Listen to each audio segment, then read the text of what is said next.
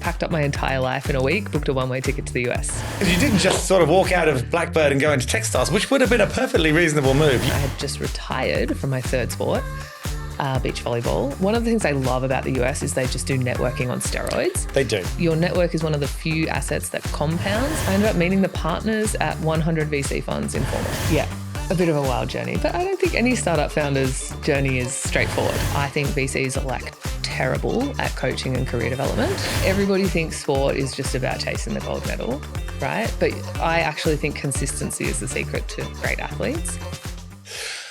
Welcome to Give It a Nudge. Today we have a good friend of mine who is on the show for the second time, Christie Jenkins, who has been on a lifetime of journeys since she last came on the show, I think nearly 2 years ago. And we are going to explore what happened, how it happened, and where she's going now. Christie, welcome to the show. Thanks, Steve. Love having you back. Love you dressed in nudge blue. Yeah. So good. How many people get a return invite? I think we've maybe done 4, maybe 5, very few. Okay. Select company. And none of them have come dressed in nudge blue. Just for you. So this is a whole new level. Now, from now on in, everyone who we invite back is going to have to come in nudge blue. There is a dress code. There is. That's it. We're going to have to put that in the email. Welcome back. So new studios for us, which is exciting from last time because it was a little while ago. You've done all sorts of things. And last time we met, you were just finishing up at Blackbird and we couldn't tell anyone at that time. I think we had to wait. I think we couldn't even talk about it during the episode. You interviewed me on my very last day. Your very last Blackbird. day. Yeah. And we couldn't talk about it. And it was like so exciting and we couldn't talk about it. And you're about to head off to the US. And I watched the episode again this morning. And I'm not going to go back through everything, but we talked about how you went through your 3 sports and you represented Australia and then how you ended up working in VC and a multitude of other things that we won't go over. If anyone else wants to know that, just watch the episodes. And then since then, you've also been through yet another multitude of different things. And I think you left for the States, about a week later, I think? Or it was it wasn't long. Honestly, packed up my entire life in a week, booked a one-way ticket to the US. And now, right now, as in today, you are the CEO of Techstars, which is a big role and super exciting. What's happened in between? So because you didn't just sort of walk out of Blackbird and go into Techstars, which would have been a perfectly reasonable move. You've done all sorts of things in between. I was already a mentor for Techstars. Were you? Because they used to have a sports tech program in Melbourne, used to mentor for them. And I've mentored for the LA program, the USC program. So I did not know you were that intertwined. In the world already. Okay, that makes sense. But I do want to talk about your role now because I think it's amazing you're in the role. But let's go back to finishing up. You walked out of the podcast here. You went home. You packed up your bag. Boom, heading over to the States. What was the plan? The plan was to go and work in VC in the US. And the reason for that was twofold. So one, I had just retired from my third sport, beach volleyball, and I was not tied to Australia anymore. And I had done a bunch of seasons where I'd go to the US and live and train in California for 6 months, then come back to Australia. But effectively, if you want to play in the Australian team, you have to live in Australia and have an Australian partner and represent Do you actually have to live here? Technically not, but you have to play the Australian season. Okay. And so you would have to be here from November to March. Yeah. Anyway, yeah. And so I'd retired from sports. I was I'm no longer tied to Australia. And at the same time, Blackbird's an incredible VC fund. You get to try every kind of investing. Yep. Every stage and every vertical. I remember you talking about that. In fact, you used those exact words. Yes. And I realized I really, really liked the early stage. And I wanted to do more in other verticals, which we don't do a ton of in Australia, around consumer, sport, health, longevity, creator economy. And so we just weren't touching many of those verticals. No, still aren't here. Still aren't. Yeah. Well, you'll see some of the companies I backed with Techstars. So the plan was to go to the US. There's 4,000 funds in the US. I know, massive. And so I was great, I can find one that specializes by the stage and the sectors that I care about. It's like the birthplace of venture capital, really. Yeah. I mean, so you went over. So did you head straight to California? I actually went to Tech Week in New York. That was week 1. I didn't know anyone No, and New York's one of those cities where it's like London, right? When you don't know anyone, it's not that easy to get to know someone. I knew lots of beach volleyball players, and I knew nobody that worked in VC. Are there lots of beach volleyball players in New York? Very few. Yeah. But like one or two that had moved there. Right. And so I stayed on a beach volleyballer's couch. Yeah. And I had one introduction from an Australian VC. He's like, okay, I know one person in the US. And so I was like, right, got to make that intro count. Got to make that work. And so had that intro. One of the things I love about the US is they just do networking on steroids. They do. Yeah. I feel like in Australia, you ask for an introduction and you are like, the person making the introduction is spending their social capital and like asking for a favor to make that happen.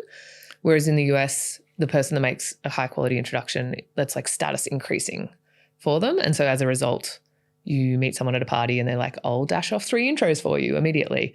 And so every person I met effectively made 3 more intros for me. Wow. And that's the ideal. That's what I tell everyone. If you meet one person, you should be able to meet 3 off the back of that. Exactly. And I agree. I think Australians are very reluctant. It's almost like they're doing you the biggest favor in the world. Yeah. It's almost like they're lending you money.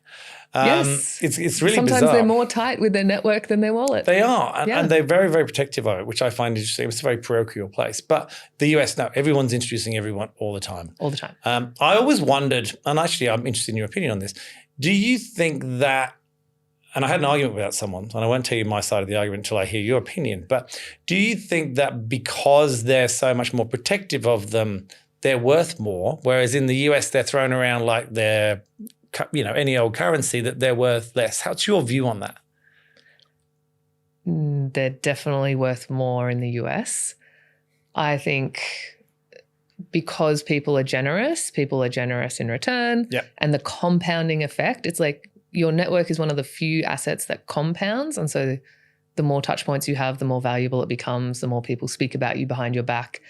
And so it's more valuable and people make quality introductions, with the caveat that the person you're making the intro to has the right to say no.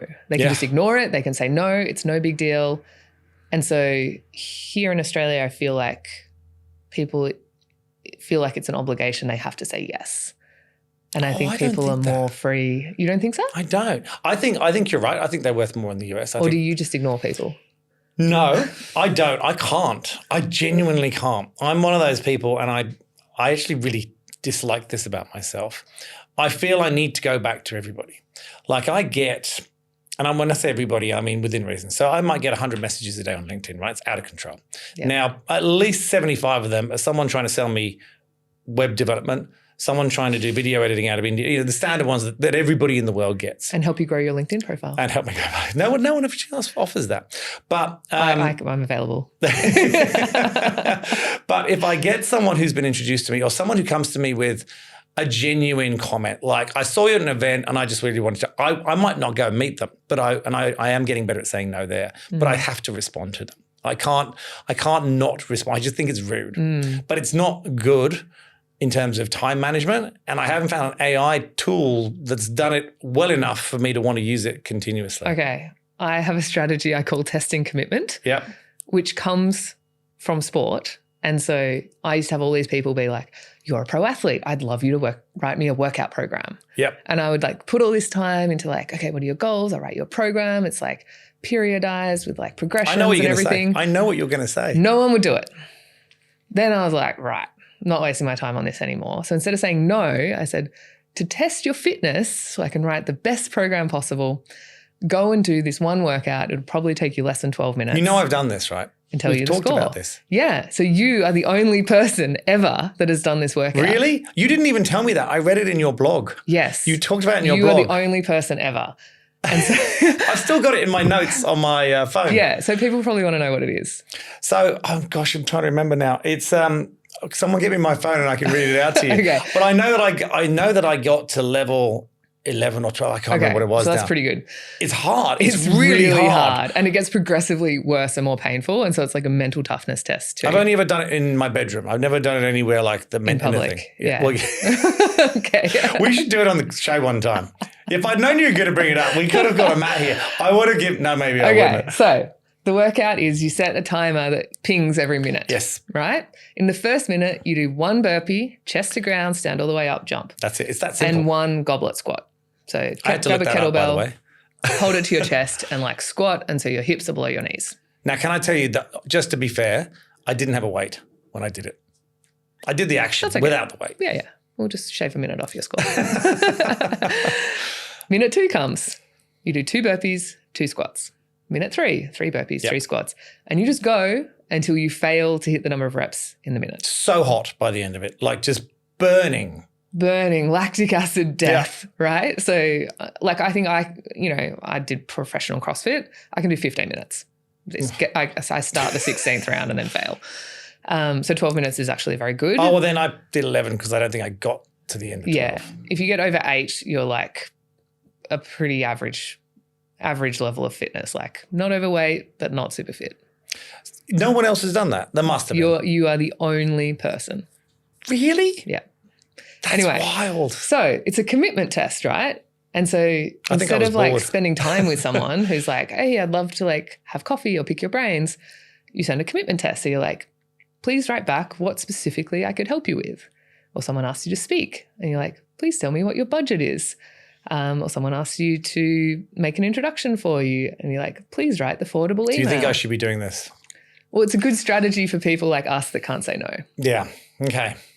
Anyway, we've gone way off track. I can't believe no one else. I bet other people have done it. They just haven't told you. They must have. I cannot believe, particularly from your newsletter. Or maybe they did it and they're like, hell no, I don't want her writing my workout plan if this was the first one. Because I love your newsletter. I've told you that many times. Thank you. And I often comment, I really enjoy it. I really like the way you write it. Someone else must have done it because, I can't believe that. But it took me ages to tell you I've done it. I remember when I saw you, I was like, oh, I did your test. Okay. Anyway, we go back to the referrals. So what was the question you asked me now? I said, what happened in the US? What happened in the US? Yeah. So yes, you did the 1, you got the 3. Yeah, so I did the 1, I got the 3, but I basically had a plan. I was like, I'm going to spend time in the 6 main startup cities in the US. Right. New York, Miami, Boulder, Austin, LA, SF. I'm going to go to each of them and spend time in each of them. And then I made a target list. I had, 200 VC funds that I thought would be a good fit. In those 6 cities, 200 VC funds? Yeah. Wow. That did like early stage and at least did some of the verticals I cared about. Some B2C or sport or something. Yes, exactly. And I just basically like followed that networking plan. Follow the elaborate road. Built my own like CRM, had this like elaborate system of who's introducing me to who. And I ended up meeting the partners at 100 VC funds in 4 months. That's insane. So tell me, you didn't go and work in VC. So what did you learn? That made you not go and work in VC? I actually met my co-founder. And so I mentor an athlete called Rachel Nayland. She is also mentored by a guy called Paul Francis, who ended up being my co-founder. And he came to me and said, I love your blog, funny enough. And he was working on this idea that basically was around athlete progression, but buying professional soccer teams around the world, putting them all in a single system. And so like athletes could sign at the bottom level of teams as they progress up each of the teams. So you were buying one. So for the sake of ease, Division 7, Division 6, Division 5, 4, 3, 2, 1 Premier League kind of thing. Exactly. And that's the idea. And you progress them. They don't have to worry about going and pitching themselves. You're literally monitoring them all the way through. Cool. Has anyone ever done that in any sport? To some degree. So some clubs are like building out these super clubs where they own multiple ones. Now, the interesting thing, I also have a third co-founder. I'll mention her, Diana. And so the interesting thing here is the business model, right? Not a classic tech startup, obviously. No. Very different. And so in sport, if you own a professional sports team, you typically make money in one of 3 ways, or all 3 ways, right? One is the media deal, so TV rights. 2 is match day. And that is like hospitality suites, tickets, merch, etc., hot dogs. And 3 is sponsorship. Right? Those are your 3 buckets of revenue. Now, football or soccer has a 4th bucket, which is player sales. Because they're so varied, right? No, because the clubs own the player contracts. So is that only in soccer? It happens in some US sports as well. Basketball and NFL and... Yeah, but there's no like trading market. So the trading market is like quite private. In soccer, it is like a $10 billion a year market. It's the same in baseball, right? I think baseball. Yeah, baseball. Yeah, that's the other one. I just remember the movie, Brad Pitt, Moneyball. That's how I know that. Yeah, so good. I knew they did that in soccer. Obviously, growing up in England, I knew that. But I didn't know they were the only ones. I assumed that was the same in every sport. But soccer, 10 billion USD a year, growing at like 9% a year. And so like it's an entire asset class that most people I've got a question for you. aware of. So I've always actually wondered this. And I never knew you did this until you told me this like 2 minutes before we did this show. When you buy a player for 20 mil, right, and then you sell them later for 60 mil, right? Yep. How much of that does the player get? Do they get a percentage or is that completely separate? It's got nothing to do with them. Yeah, because the players get a salary. So they're just owned. So when you get sold for the biggest deal, so you say, I got sold for $1 billion, right? Biggest deal ever. They don't get any of that. They'll obviously get an increase in salary because it's inevitable, but they don't get any percent, zero? Correct. That's nuts. Yeah. How do they feel about it? So they're basically owned like slaves. Well, the players have to say yes to the trade. Oh, so they do have some influence. Yeah. Okay. So why would they say yes if more money? Obvious one. Yeah, but let's say you're on, I don't know, let's say you're on $1 million a year and you're worth 20. Yeah. And someone says, right, we're going to pay you 1.5 million a year, but they're going to get 60. And you're like, well, hold on a minute. You know, you're getting 40 million profit and I'm getting extra $500,000 a year. Why would I do that? Yeah. It must be complex, right? It's complex, but so are you getting traded up or traded down or traded across? If you traded down, that's an interesting scenario. Yeah, but wow. You might say yes to it if your current club is like, well, you're just going to ride the bench. Can they delist you for nothing if they want? So rather than trading down. So if you say, we want to trade you down, you go, no, they go, fine, we'll delist you, see you later. Well, they have but then they've lost the value. You have to pay out the contracts. As in the player does? The player salary contracts. Okay, yeah. Now, players are obviously getting pretty savvy these days and like negotiating their own deals with clubs around other like endorsement things, other like media appearances and things, signing bonuses. So there's a whole gamut of things that are thrown in there as well. But the specific player trading part is between clubs. Wow. I didn't know it was so separate. Yeah. Now, 3 buckets of revenue. Soccer has 4. Most clubs make 0 money in the 4th revenue bucket. So they sell a player and then they're like, we've got a gap on our roster. We need to buy another player. And actually often they spend more on players than they make selling them. Because they're trying to move themselves up the league. Exactly. So unless they know how to develop them. And that was where your model was going to change. This is me guessing. Well, imagine that you have like multiple clubs stacked like a pyramid. Yep. And you sign clubs to the youth academies or to the very bottom teams. Buy them cheap. And then as they improve, you move them to the next club. Doesn't cost you anything. Move them to the next club. Move them to the next club. I get it. The average sale price of selling a player into the Premier League is 18 million euros. What happened? So why are you at Techstars? So tell me how, so obviously this is an incredibly expensive startup. From what I've just learned, it's an incredibly complex. For people who love to negotiate, it's the best job in the world, I imagine. It's very cool. It just sounds like a cool job anyway. This is definitely a reality show coming for sure. How did it go? What happened? Tell me how it went, because that's a really random, you go all the way to the US, you meet 200 VCs, and then you 100. End up buying soccer clubs. Yeah, a bit of a wild journey, but I don't think any startup founder's journey is straightforward. So what was your role within that? Everyone has different roles. Where was I'm sure you all did a lot of things, but what was specifically the thing that you sort of came in from? Like role title, Chief Investment Officer. Yep. So I did fundraising and like diligence on the teams and then everything else that goes on in a startup, as all co-founders do, because there's no one else to do it. Did you get the players to do your test? You should have done your commitment test. The commitment test. This should have been a standard thing. You're cut from the roster if you can't get to level 15. You've got to do this. I want to see how, that would have been, could have been your thing. So in the end, we raised about 8 million USD. We ended up buying 3 professional teams. Yep. A team in Ireland, Austria and Italy. But ultimately, we have just closed the business because cash flow. Cash flow. It's always cash flow. It's always cash flow. Wow. It's an expensive sport. It's very expensive. And I guess the higher up you go, the more money you need. Where did you raise that money? Did that, and I don't obviously want to know your investors' names, but was that more out of individuals that loved soccer? Was it out of ex-players? Was it out of corporates? Where was that typically coming from? We actually had over 60 investors. Oh, wow. Half of them were athletes. And so a lot of like incredible individuals who like I am so grateful to, like it's someone's personal money that they're taking a bet on you. Yeah. Like you never, ever forget the people who first believed in you in that sense. And so very, very grateful to those individuals. And many of them are athletes and saw the same vision we had around this is actually a better pathway for athletes rather than changing coaches every year, changing performance systems, moving to a team, getting put on the bench, not having a path to progress to the top of the sport and like maximize your talent. I mean, if you could have got this working, it could have been quite magical. Yeah, I'm really disappointed. You never know. You never know what might happen. I mean, who'd have thought you'd end up doing that after you came? I mean, obviously, never would have imagined. You know, you go, come on, give it a nudge, and who knows what opportunities might come your way. The funny thing is, people like heard about that business. They're like, "Do you play soccer?" And I was like, "I'm so uncoordinated with my feet."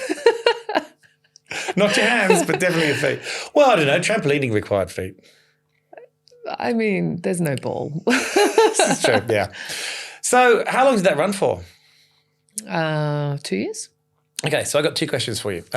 One, what did you learn from meeting that? So if you take that startup, and I'll come back to that in a sec, what did you learn from meeting all of those VCs? Because there would have been, I would have imagined out of that amount of number, enormous variation in investment strategies, the way people think, risk profiles, all that kind of stuff. And I don't know whether it would have been in Boulder was different to New York. I imagine it was.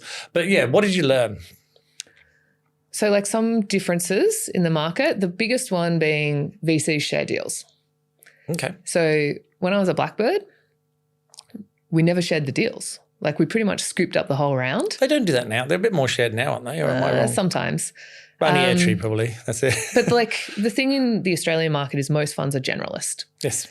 Whereas funds are more specialist in the US. And so if you're a generalist fund, most things are in mandate. And so if you don't invest, you can't pass that deal on to anyone else. Right. Because they're like, why are you sending us your sloppy seconds? Yep.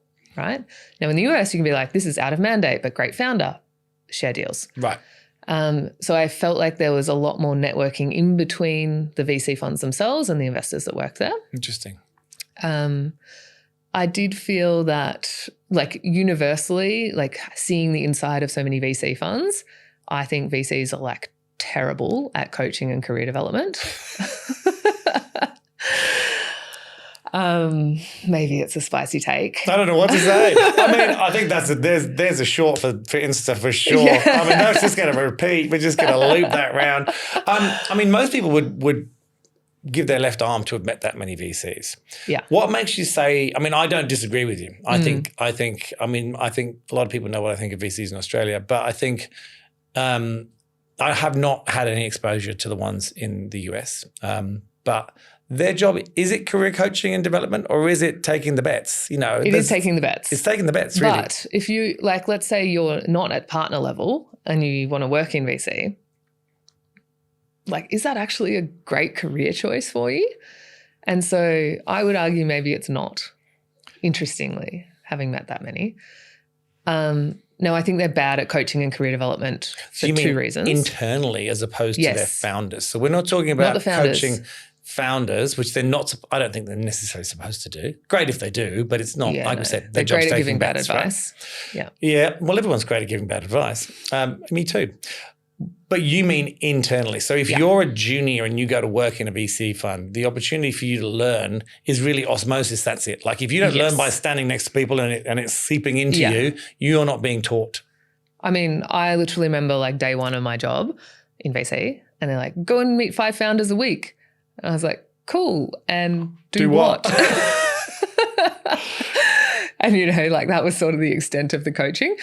But like the industry is structurally like not set up for it because if people progress within your fund, you get less carry and you get less rewards as the partner. Let's talk about that because I think a lot of people have no idea how. Well, everyone wants to get into VC, just like startups, because they've got completely no idea.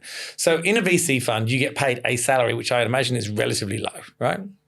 Yeah, moderate. Moderate. Okay. So you get a salary, and then the idea is that you get carry, as in a percentage of whatever the fund invests in the investments that you bring in. Or do you get it within the fund? And if you get it within the fund, how does that work? So just explain that, because I don't think most people understand it. Okay. So carry is your share of the profits. Yep. Right? So a VC fund, let's say they invest $100 million. First, they have to return $100 million to their investors. Yep. But let's say they did great investments and they actually made $300 million. Yep. So they pay the first $100 million back to investors and they have $200 million in profit. 20% of that for most funds, the VC fund gets to keep, and 80% goes to the investors or the LPs. So carry is the 20% the VC fund keeps. Now, they either distribute that. So that's 40 million, essentially, right? And so they either distribute that only to the partners, to the full investment team, or to the full team that works at the fund. Okay. But if you are like associate level, you probably get 1% of the carry. And if you're, depending on how many partners are, you're going to get the vast majority. But it could still be very lucrative if you're working for the right funds. Incredibly. Yeah. Yeah. Okay. And so if you want to have a career in VC, how do you learn? Yeah. Trial and error? I mean, that's how a lot of people learned. And how do you progress? What do you have to do from an associate to move? And I don't know the different titles that sit between associate and partner, but. Okay, like analyst, junior associate, senior associate, principal, partner. So how do you progress? What do you have to do? What is it that you pick the right investments and they start producing? Yeah, make killer investments, but also do the internal dance at the firm, because it's kind of like a law firm. Like politics. They have to want you to be a partner and invite you to be one. Gosh. I mean, I interview a lot of people and I've interviewed some great investors, and most of them will tell you, do you know if it's going to be a good or not? Not really. There's no real way. I mean, you get better, but you get better through experience, but ultimately you don't. So if you get lucky, you can move up the ranks quite quickly. Yeah. And like I look at like the 2 investments I did in my last year at Blackbird. One, like incredible founder, so smart, had all the right background and experience to like build an incredible company.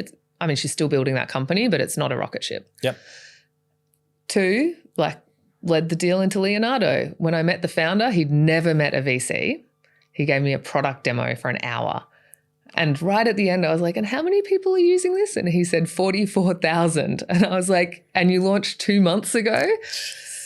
And so, but like first VC meeting ever and 0 revenue. It was still just all free users. So this is Leonardo AI, right? Leonardo AI. We had them on the show.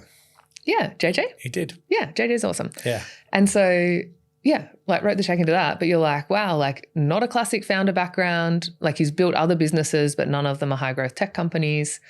Had team members that he brought with him from those companies, and just had this early like user momentum. Amazing. 0 revenue. And then when you leave, you retain that, right? You retain that output as long as that fund goes. Is that right? So like that company for the time was like the fastest growing startup in Australian history. Yep. Exited to Canva. That's why they came on the show. In fact, they came on the show the day after. We just got lucky with the timing, but yeah. Okay. So Blackbird structures carry, which I think is quite generous in a way that everyone in the VC fund, including the portfolio support team and the ops people and the admin people, all get carry. And it's pooled at the fund level. Cool.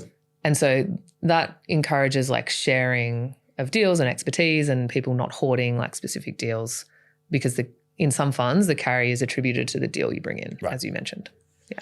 Okay. And so, but when you leave, you don't lose that, right? That's there until whatever the exit happens or whatever. Carry typically vests over the time, the same as startup equity. 7 to 10 years, right? So, like if you joined a startup, you probably get equity that vests over 4 years. Yep. Carry in a VC fund is typically the same. Oh, okay. I get it. All right. Interesting. Okay. Good. Covered that. Are you thinking about getting a job in VC? No. But I know that a lot of people know. I'm too old. So I won't be here by the time there's like a new exit. brand of VC funds that are like started by people that don't have an investing background, but like 20 VC, right? Operator backgrounds, There's a massive push for this, right? Operator backgrounds, media backgrounds is also the interesting one now. There you go. And founder backgrounds, right? Yeah, well, I've done all of those, but yeah. Anyway, no, I'm not doing that. But tell me, I wanted to ask you that because I just don't think a lot of people understand it. And I think we've never asked anyone to explain it. We actually had a lot of VCs on and I've never asked them to explain it. So anyway, so that's what you learned about VCs. Interesting. What did you learn in your 2 years of buying soccer teams? The P&L of a sports team is not that complicated. That's good. I like the sound of that. I mean, the biggest thing for me is like, especially doing so much of this in the US and Europe, like sports is an asset class. Here we see it as entertainment. The money in sport in the US and the UK compared to here is, I mean, it's not even close. Yeah. You know, it's ridiculous. It's also the new like private jet, as in like owning a sports team is the new like trophy asset. I met a guy the other day who came into the Pillars. I think he's going to join. And I said to him, what do you do? He goes, I own basketball teams. I just didn't know what to say. It's like, okay. I didn't know what to say. I had nothing to talk to him about. I don't watch basketball. I said, which ones? But, and he said, look, I've only just started doing that. And he said, it's a thing. He goes, I used to have this, I'd sold this, I sold this, I didn't know what to do. Apparently this is the new thing to do. So I've started buying basketball teams. I should introduce you to. Interesting guy. And he was literally going to the US the next day. He bought them in the US. Interesting guy. I mean, I think sport is probably one of the only media assets that will remain. You know, if you look at entertainment and the use of AI in the creation of like film, we are in for a world of like, you like sci-fi movies with this type of protagonist story and we can create a movie for you on demand. Yes. It's interesting to know, I've talked a lot about this with people, whether the ease in which you'll be able to get exactly what you want will, one, make you bored of it, like anything, excessive anything. But two, whether there will be this enormous craving for authenticity, real acting and so forth, which, you know, there probably will if you look at history and other things that have gone that way. And then that will become worth far more. Very much like writing has become that. Like genuinely, like your blog, for example, is obviously written by yourself. It is not written by AI and tweaked. And you can tell that. And that's much more enjoyable to read, but you can tell why something's written by AI. And AI will get better, but I think you'll always be able to tell. I could be wrong. Yeah. And so it would be extremely boring to watch robots play sport. It would. Yes. Because they'd be perfect. If you think about sport, it is like one of the last ways that we bring community together, that it is live and in real time, that you have a sense of emotion watching the game. And so I think live sport will remain as a thing in our society for a very long time. And then what else did I learn? I think I learned what many founders learn, right? Like, how do you work with co-founders? What works, what doesn't work? How to fundraise, like, and sit on the other side of the table for once. Much easier to give away money than ask for money. Yeah. It's. I think the most things you learn as a founder are awful. They're really painful. Like, there's a lot of lessons to be learned as a founder. And I think a lot of them are pretty hard. And I don't think everyone expects them. But did you enjoy it? Your journey so far as a founder? Oh, I freaking loved it. Yeah, you see, it's addictive though. Even though it's horrible, it's so addictive. Yeah, I realized like I really crave the sense of ownership. Interesting. And so one of the things I love from elite sport, like I don't play big team sports. And the reason is the accountability is diffused. Yes. And so running around an AFL field, there's 18 people. It's like, okay, you made a mark, but then the ball got turned over by your teammate. Like, was it on you or them or hardly have whatever? any touches, right? You 2 touches in a game. In a whole game. Yeah. And so I'm greedy. Yep. And I want all of the touches. But I also want the sense of accountability. Like, win or lose, it is on me. Yeah. Now, I really, really loved that part of being a founder. Win or lose, it's on you. I think I like that too. I learned a long time ago, I hate being told what to do. I hate it. It literally makes me react in a negative way. Even if it's someone who I really love and I know they mean it well, I can react in the most rude and obnoxious way, and I try not to. I'm getting better as I get older. But it's funny, isn't it? You learn these things about you as you go through a founder journey because everything's so extreme. Yes. Okay. Very, very extreme. How did you end up back here? Okay. Kirsten Hunter, who was the former managing director of Techstars in Sydney, called me and said, would you come back to Australia and run Techstars? And asked you? That's amazing. Yeah. I know Kirsten quite well. I like Kirsten. You didn't want to mess with her, but I like her. She's pretty You don't want to mess with me. No, well, I know that, but I don't know her as well as I know you. But I've always liked Kirsten. I always thought she did a great job. So she rang you. Interesting. Yeah. I mean, it's a very How'd that feel? unusual role in that you need a multifaceted set of talents. Like you have to be willing to be the spokesperson and be out on stage and out at events and extroverted and representing the brand of Techstars. Yep. You need to be able to have good investment judgment to select 12 incredible founding teams. You then need to be a great mentor to actually support and help those teams. And you need to have like a really extensive network because, you know, we pull in over 100 mentors. Yep. We have to, you know, we sourced over 560 founders. And so like that's a unique skill set in a single person. And you tick all those boxes. I like to think so. Well, no, you do. I was ticking them as you were going through them. How did it feel? And where were you? I'm assuming what were you doing at that time? Were you still in that startup? Obviously you said you're winding it up. Did you know that was something you were going to do? She called me the week I was going to Necker Island to spend the week with Richard Branson. Wild story. I read about it in your blog. To speak about investing in women's sport. And like that was the same week that she called me. Interesting. Yeah. And did you know her? Yeah. We knew each other. Yeah. So she didn't just search the world and go, this is the one. You knew each other. Yes. That's cool. And what was your initial thought? My initial thought was like, wow, I love early stage. Doesn't get any earlier than this. It doesn't get any earlier than this. And I actually love the chance to help founders post-investment. The bit that I was like torn on was, do I want to be back in Australia? Because I've just spent 2 years predominantly in the US. Yeah. And so that was a sticking point. I met the Techstars team. Yep. I met some of the other managing directors running the other programs, and they are wildly phenomenal people. And so that was the tipping point for me. Interesting. Actually, on that, how did you stay in the US? What visa were you on? No, it's just in and out on the on the ESTA. Well, I think that's getting harder now. By the sounds of the press yesterday, sounds like it's getting a lot harder. Yeah. Okay, let's not talk about that. But and so you agreed and you came back, and you've been in the role maybe 4 or 5 months now. I started April 11th, which happened to be the exact day applications opened. Oh. So welcome to your new job. I flew back from LA that day, landed. We were running a hackathon weekend the day I landed in Australia, and they're like, applications are open today. And also please help run this 2-day hackathon weekend. So how many applications? We got 560. You told me this, you had to go through them all. I read every single application, and so did Gwen, my program manager. That's wild. 500, how long is an application? 5 pages? Yeah. 3 maybe. 3 pages. Okay. Plus pitch deck and videos. So 2,000 odd pages of text and videos. And how long did that take? Yeah. And we didn't use AI for any of it, because the magic in an application is you're looking for one little spike. Yep. Right? In the founder background or the traction or the product design or the brand or the vision for their industry. And often it's buried in a load of crap. And sometimes people just don't know how to write an application. I had people apply, they'd spent 20 years as leaders in the special forces. You know what they wrote in their team section?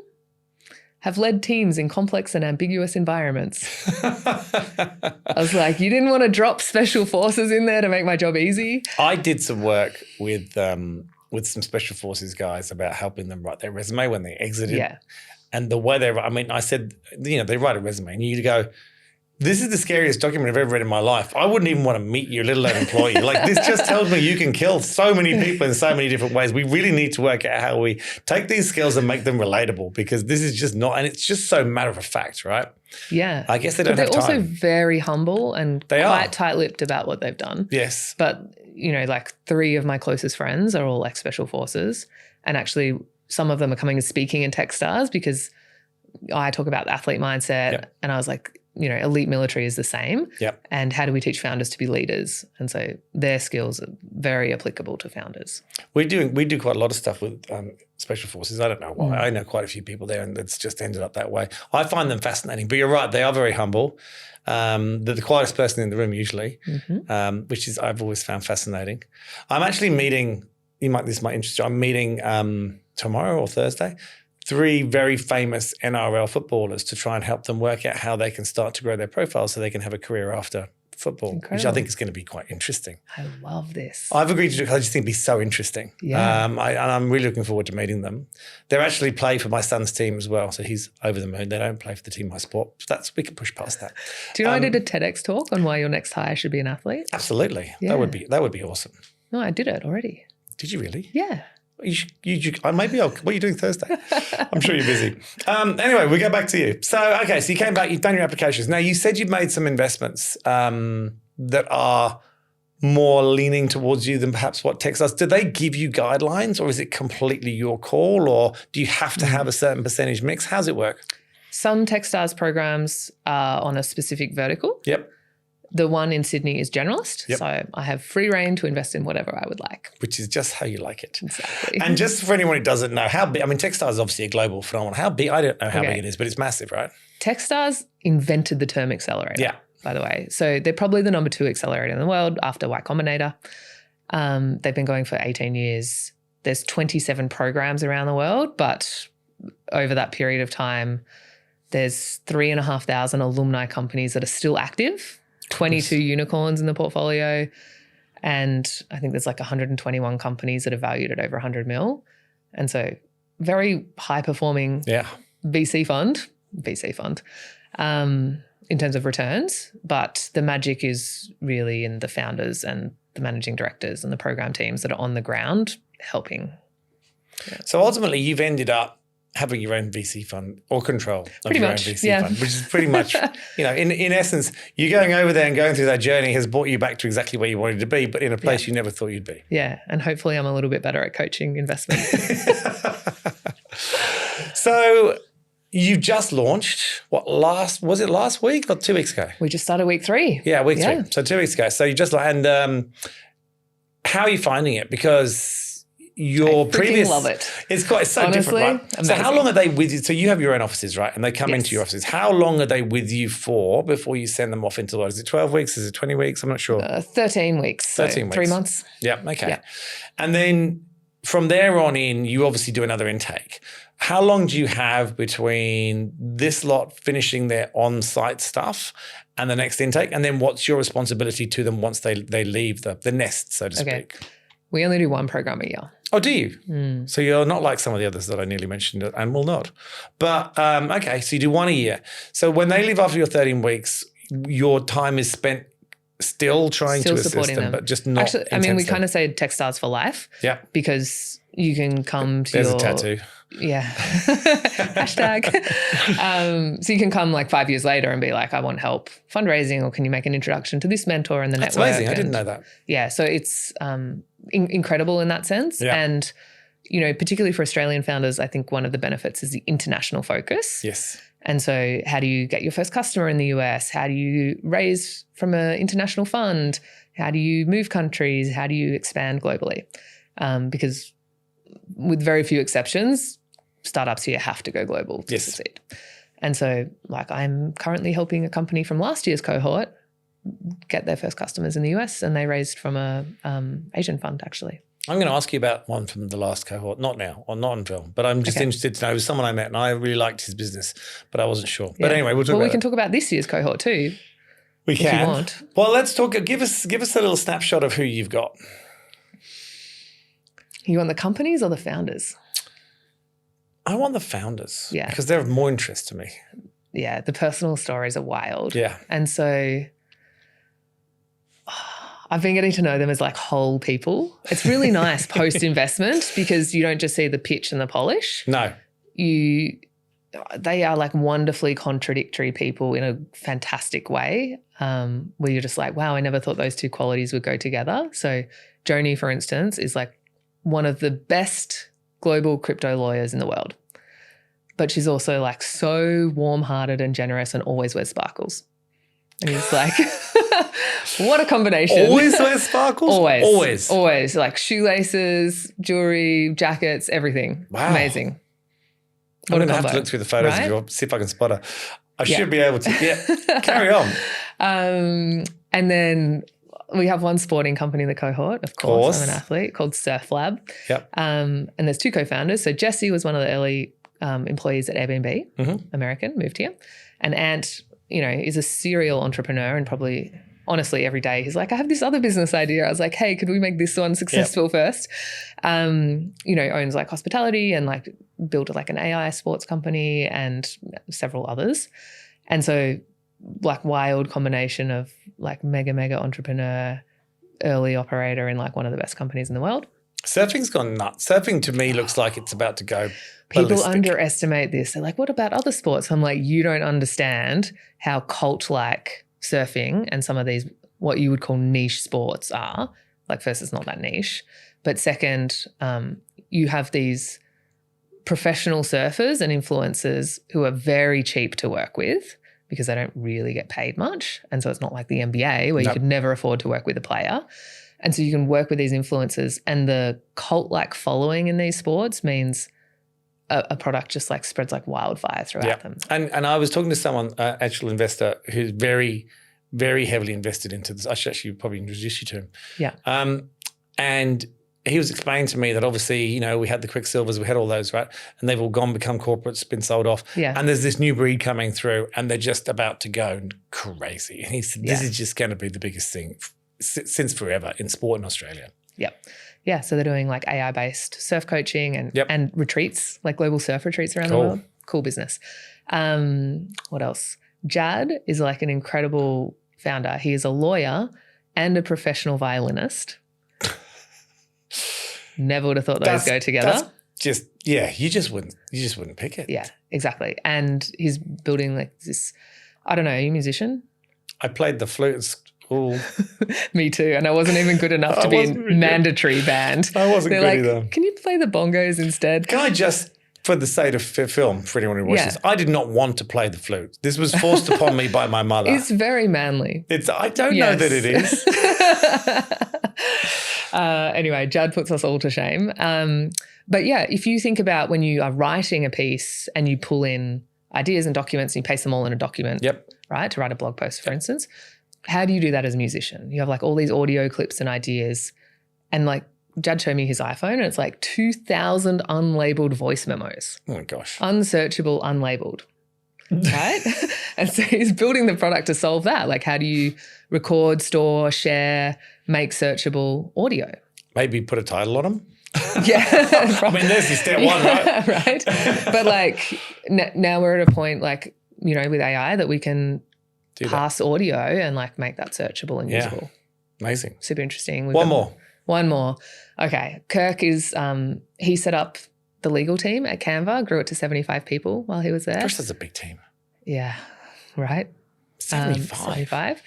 And so, but he just is like so wildly passionate about transforming the justice system. And if you've ever interacted with the courts, you know that one's pretty archaic. Not really. But yeah, I can imagine. Yeah. Well, it's owned by the government. So it probably tells you everything you know. It does tell me everything I know. And so, I mean, I can see you're enthused by this. I think you're going to get more out of it than they will. Ooh. Interesting. My promise to the founders is, can I make this the best 3 months of your decade? Of your decade? Of your decade. Well, I mean, what if they sell $1 billion company? I guess this 3 months got. Yeah, it's an interesting one. I'm going to dwell on that. But like, honestly, we took the founders on a retreat week 1, and I was just like sitting around the campfire. We had an artist come in and perform, and we should have had Jad perform, but You know, this is the most settled I've ever seen you. Yeah. I think the first time I met you, you might remember, it was in a cafe in the middle of Melbourne somewhere, really random place that you chose. And I was in Melbourne for the day and you said, meet me here. And I got a cab there and I was like, where the hell are we?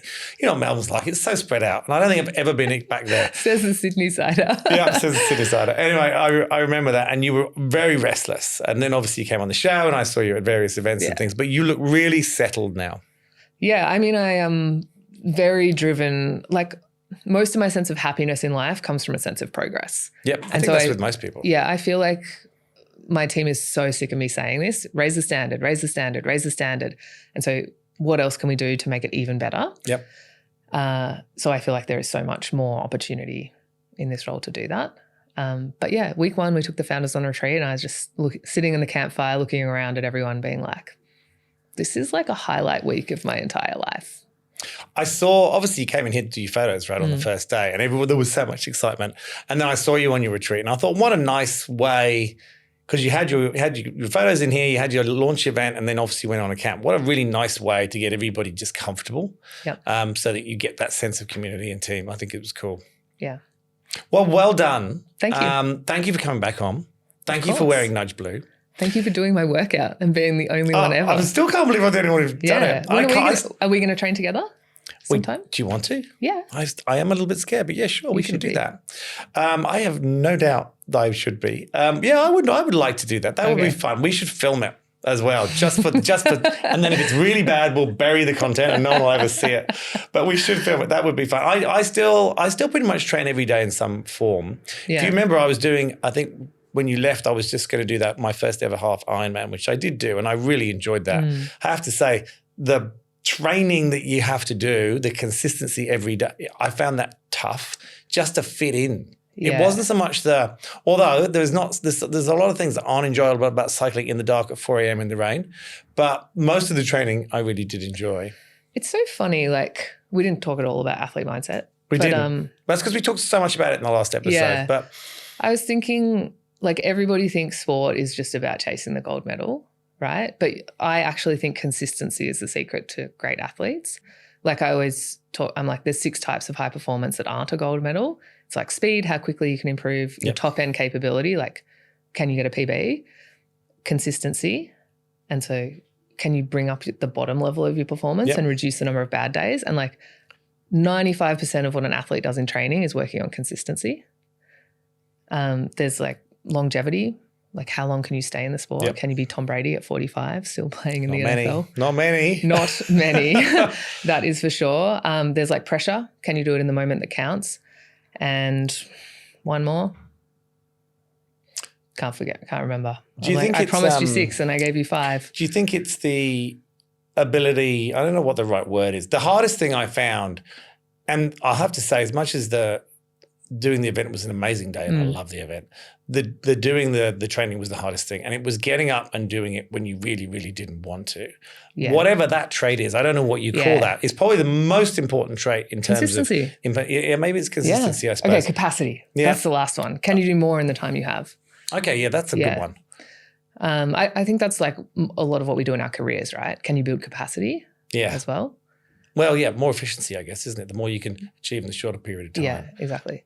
But consistency, massively underrated and like so top of mind for me because I'm just like one bad founder experience, can ruin everything. Yeah.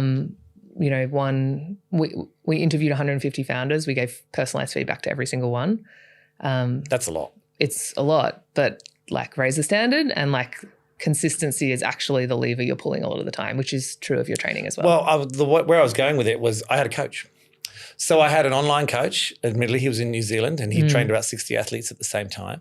And they link up all your little computers and everything. But the point was I had a coach and I knew what I had to get up and do. Yes. So I didn't have to get up and work out what to do. I just had to get up and execute and then carry on with my day. And I think that probably made it a zillion times easier. And I think that's what most people don't do in their business or careers. Very few people have career coaches. Yeah. And yet it makes everything so much easier if you just have some direction, someone to talk to. Now that can be a co-founder. Do you have a coach now? I've just finished with one and I'm considering another one. But no is the answer. Well, having just said you need to have a coach, I don't have one. But you just had one though. I haven't found. I have to say I got lucky. The coach for that was given to me by someone else who'd done quite a few Ironman. And this guy, he was amazing. He was really amazing. I'd take pictures of my shoes every week so he could see how I was running based on where they were wearing down. And, he was really into it, right? And it was incredible. But I haven't found a good career coach. I've never had a good career coach, which I'm sorry if any of my career coaches are watching this, but I've never found anyone that worked for me. It's not that they're necessarily bad coaches. That I couldn't find one that's worked for me that I could click with. So... And it's really bizarrely time-consuming trying to do it. I don't feel like I've got time to go and find one. I've never had any good recommendations. And again, it's such a personal thing. It's a very difficult thing. I have recommendations for you. Oh. But, okay, 2 things on coaches. So one, I was like reflecting on what is the magic of the coach-athlete relationship in sport and why don't we have that in the manager-employee relationship? Do you have an answer? Yeah. So if you think about sport, the dominant emotion from the coach to the athlete is belief. Yeah. I believe in you. You have those ambitious goals. We're going to get them together. I believe, right? The dominant emotion from the athlete to the coach is trust. Yeah. I trust you have my best interest at heart, that you're putting me first, not the company or the team or whatever. Those emotions are sometimes missing when we come to work. I think it's because it's not as normalized, coaching. So but like a manager is a coach. Yes, but I think that founders in particular, they feel they can't trust someone because it's their life. But for an athlete, it's even more so, right? Because it's not just your life, it's your well-being, it's even more. But yeah, I think that people haven't, I think unless you had a coach as an athlete, and other than maybe a sports teacher at school, right? They probably don't understand that relationship's even more important than potentially a founder and a coach. It's just not normal. And people keep trying to get it right. And I also think there's a lot of business coaches who shouldn't be business coaches. There's a lot. Life coaches. Yeah, I mean, I've had people that I've known become coaches, and I'm like, what? And ring me up and go, do you want me to coach? I'm like, no, you shouldn't even be doing that. As a recruiter, I can tell you shouldn't be doing that. So okay, I love coaches. One of the most special things about sport for me is the relationship I have with my coach. Yep. I have hired career and exec coaches and high performance psychologists my entire life.